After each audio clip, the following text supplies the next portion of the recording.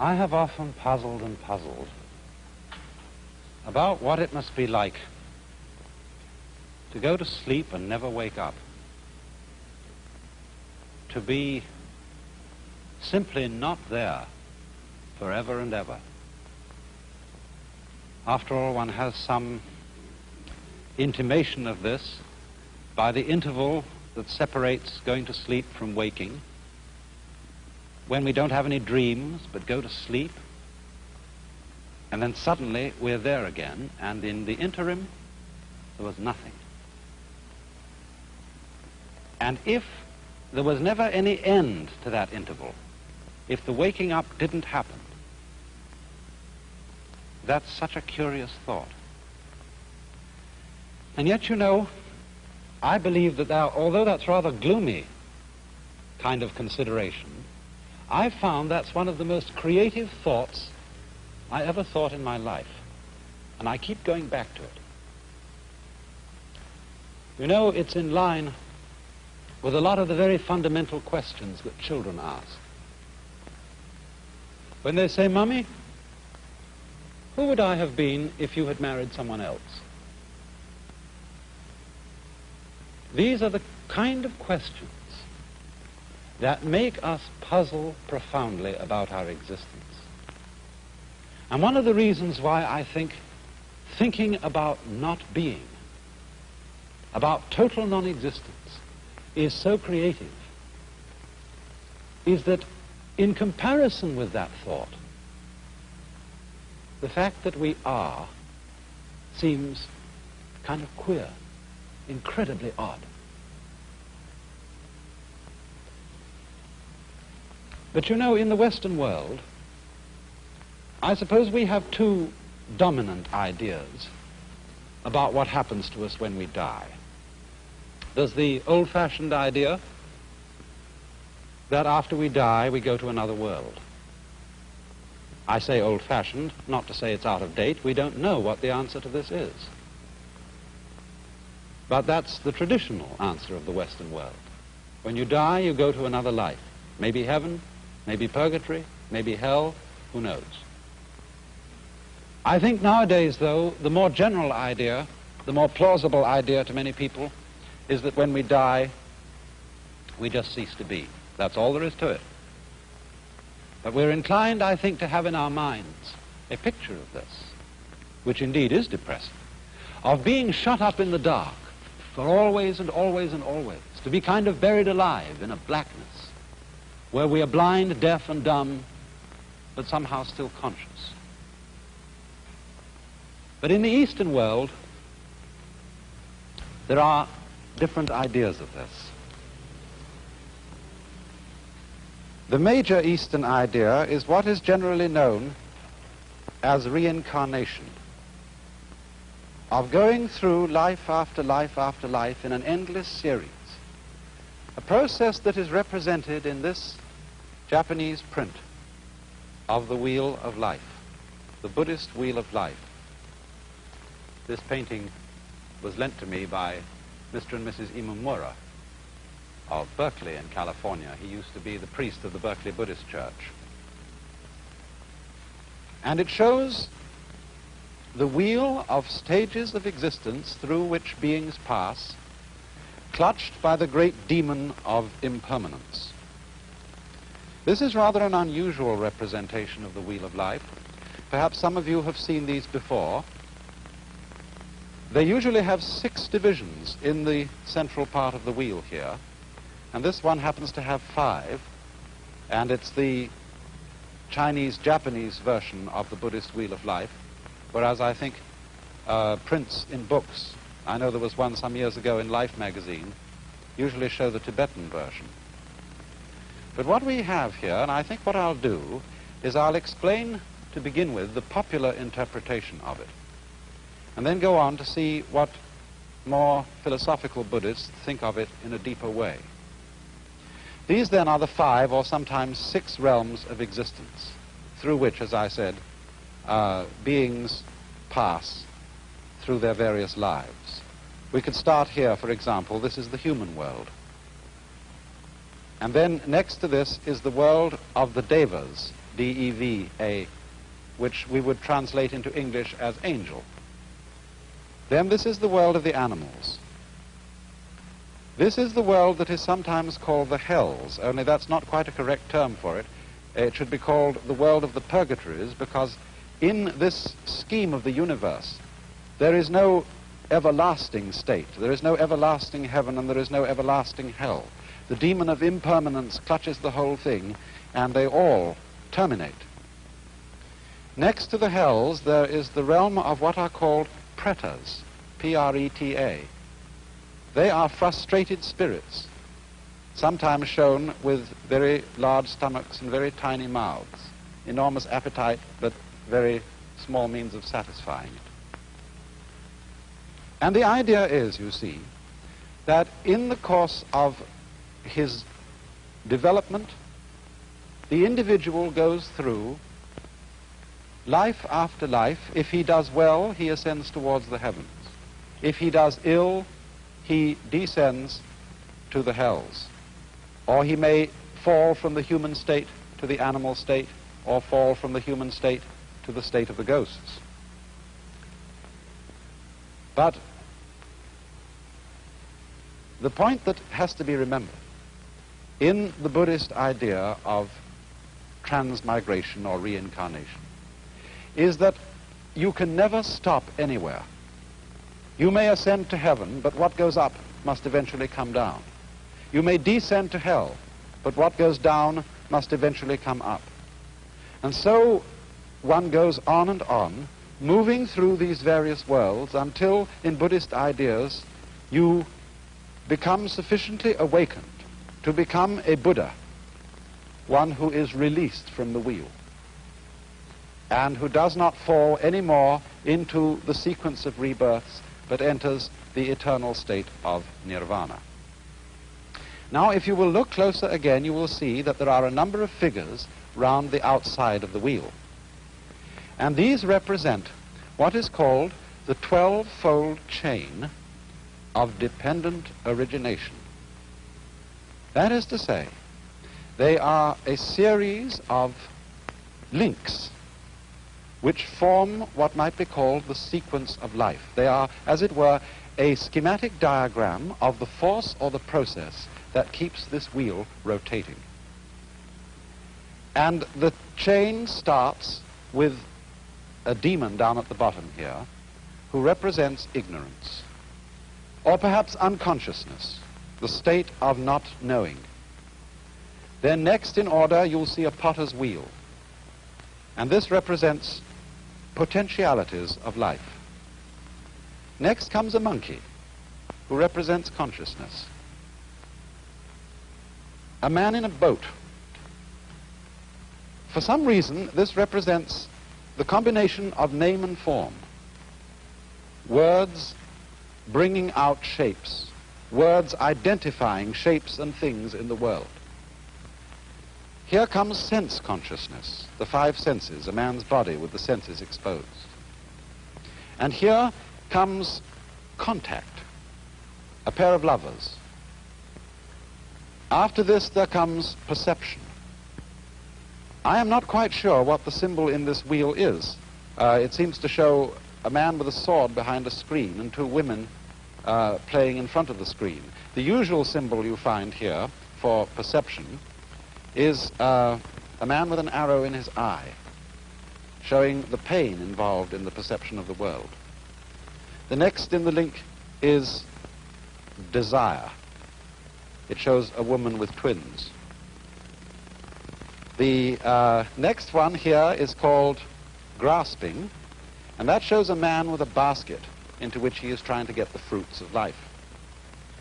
And then as we come over round the wheel, we get a figure which means growth.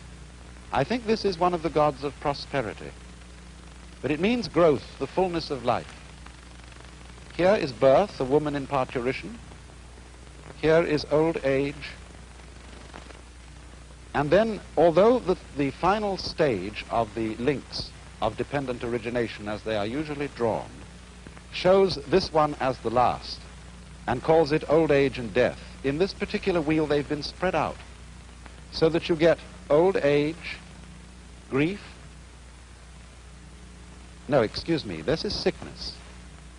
Old age, sickness, death, grief, compassion, suffering, and again back into ignorance. Here's another figure of ignorance, the camel being led by a blind man.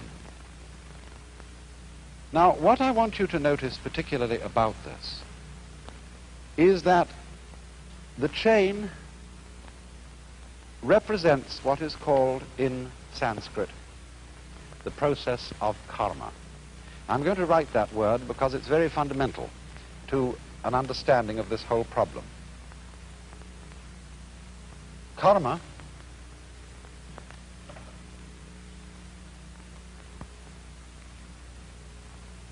is sometimes understood, and maybe your ordinary dictionaries give it to you, as the law of cause and effect, but actually it comes from the root kri, which in Sanskrit means to act or to do. And the basic idea of karma is that it is action which always involves the necessity for other action.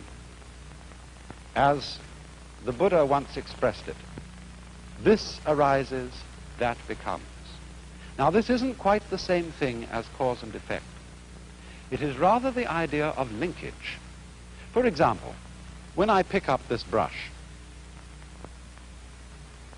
I lift it by one end, and the other end comes up.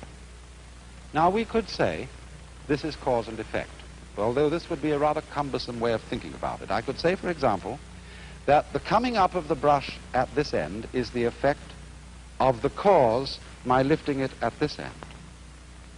But we don't ordinarily think so complicatedly about it. We think in a simpler fashion, namely, that to pick up this end is also to lift up that end because it's all one. So in the same way, Buddhists and Hindus who follow the idea of karma believe that life and death involve each other in the same way that the two ends of the brush, lifting up one involves lifting up the other. So in this way, living involves dying. We wouldn't say that the cause of death is birth, but birth and death go together and they are inseparable. And so if we will look again for a moment at the wheel, we can see that there are these important phases of it altogether. Here it ends with the sequence of pictures representing death and suffering and its attendant grief, ending in the blind man leading the camel and the demon, which together represent ignorance or unconsciousness. But once again here we have the potentiality of life and then the monkey representing consciousness. All these things are looked upon as linked and therefore inseparable. And thus, you see, we don't look upon ignorance as the first step or the first link in the chain from a chronological point of view. We only start numbering the steps of the chain here because one has to begin somewhere when one's talking. And so the basic idea of this link is interrelatedness, interlockedness, so that death and life, as I said, imply each other.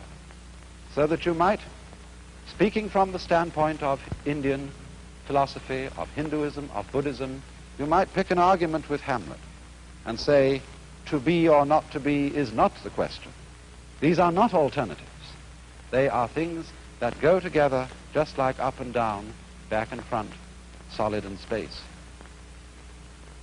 Now there's another aspect to karma which needs to be considered here, and that is that karma also involves the idea of the continuity of pattern. You know, strictly speaking, Buddhists don't believe that there is any soul entity which passes from one life to another. There is no sort of fixed I or fixed ego which once was an animal and then became a man and then became an angel and then eventually became a Buddha or something like that. The idea of karma as the linking factor between the various lives is what we might call continuity of pattern. For example, consider an army regiment. A certain regiment goes on year after year after year. Old European regiments, for example, have existed for hundreds of years. And yet the personnel of those regiments, and even the barracks in which they are stationed, are entirely changed. In the same way, a university. Harvard University has existed for a long time. Oxford for a lot longer. And yet there is not a single member of the faculty, not a single student, who was there when it first began. And yet, you see, the university goes on. Because what goes on is a pattern, a form of life. In the same way, the individual body of man, every 7 years, I think, all the molecules composing our physical structure are entirely changed. And yet, something identifiable as the pattern which we associate with Mr. or Mrs. So-and-so is still there. Another fascinating illustration of continuity of pattern in this sense is wave motion. It's perhaps easiest to illustrate with something like a barber's pole. When you twirl it. Now, as you twirl it, there's an illusion of something moving upwards from the bottom to the top of the pole. It seems that the strips go along. Now, actually, they don't go along. They just go round. And in the same way, also, when waves move across water, there's no water moving across. There is the wave pattern moving across. The water is just going up and down, as you can tell when you see, say, a dead leaf floating on the water's surface, and it isn't moved along by the waves. So this idea of continuity of pattern is the solution which Indian philosophy offers on the matter of the problem of death. The individual, as it were, entity is constantly changing. He does not go on, but the pattern or the karma, the pattern of action, goes on. And it's all embraced by that figure you saw of the great demon of impermanence. Could we look at that demon once again? I want to say something more about him. From our Western ideas, this fellow looks pretty evil. And we might associate him with the devil in the Hebrew or Christian sense of a principle of evil. In Buddhism, demons are not evil.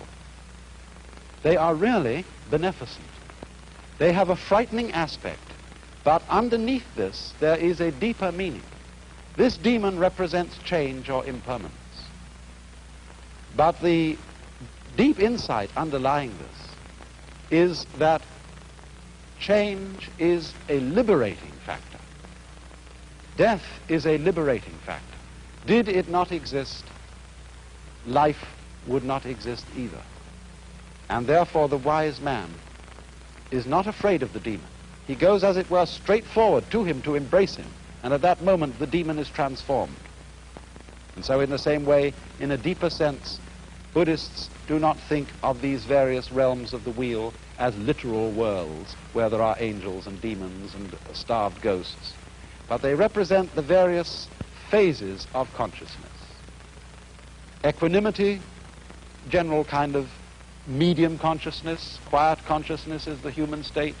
The angel state is supreme happiness. The animal state is animality. Here is misery in its extreme, and here is frustration in its extreme. But the fundamental idea of the whole wheel that we have to remember, the idea of karma, is the interlocking, the interdependence of being and not being, of death and life, and the fact that the demon of change is really a disguise of the very source of life, the death without which life is impossible, the change without which life is totally boring. Now, of course, when any idea like that is explained, the first thing that we ask is it true? Is there a process of rebirth? Do our patterns go on and have influence to an illimitable future? But you know, as this idea is held by deeply thoughtful Hindus and Buddhists, it isn't a belief in something which we can't prove. It's really quite a self-evident notion. Think of it in this way. Supposing I make two statements. Statement one: after I die, I shall be reborn again as a baby, but I shall forget my former life. Statement two: after I die, a baby will be born. Now, I believe that those two statements are saying exactly the same thing. And we know that the second one is true. Babies are always being born. Conscious beings of all kinds are constantly coming into existence after others die. But why would I think that the two statements are really the same statement? Because after all, if you die and your memory comes to an end, and you forget who you were, being reborn again is exactly the equivalent of somebody else being born, because we have no consciousness of our continuity unless we have memory. If the memory goes, then we might just as well be somebody else. But it seems to me that the fascinating thing about this is that although a particular set of memories vanishes, death is not the end of consciousness.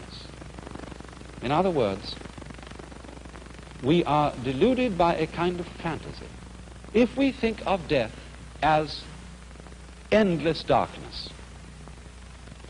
Endless nothingness is not only inconceivable, but it's logically absolutely meaningless, because we aren't able to have any idea, much less sensation of nothing, unless it can be compared with a sensation of something. These two things go together.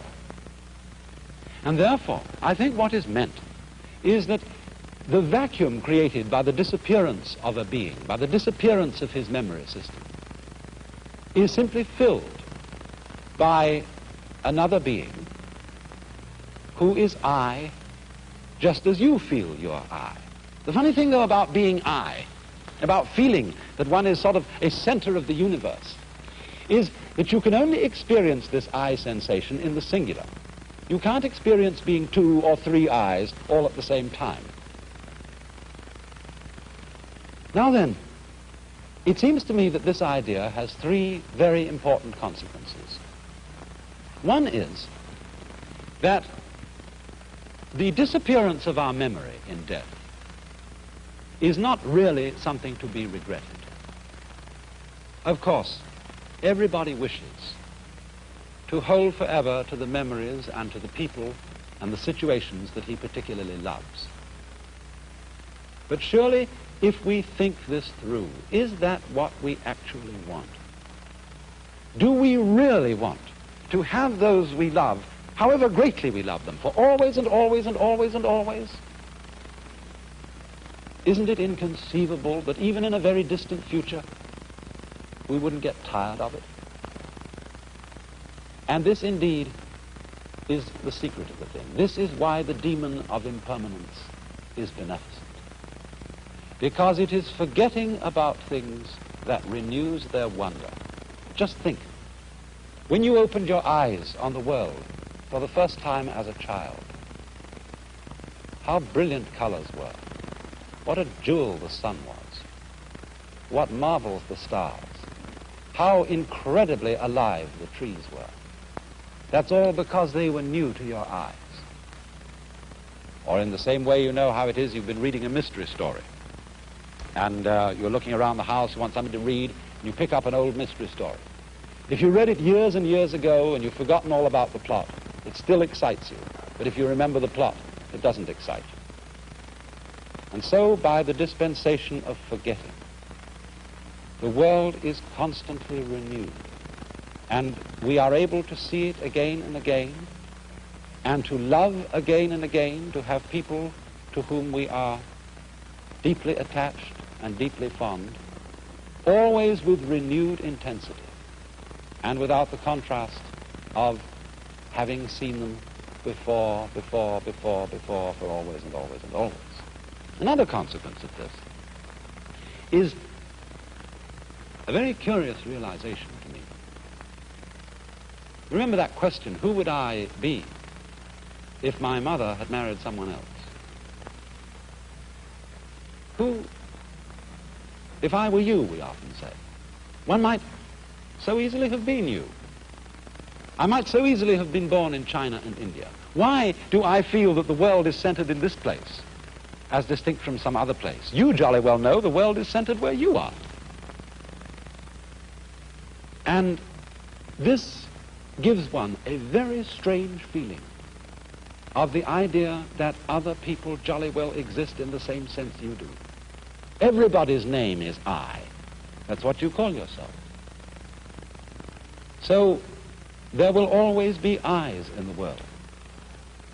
Every I is in a way the same I. We all might be anyone else. And there is no escape. It goes on and on and on and on. So long as there is consciousness anywhere, there is I. You then, in a way, look out through all eyes. And that, perhaps, is the secret of the great virtue of compassion.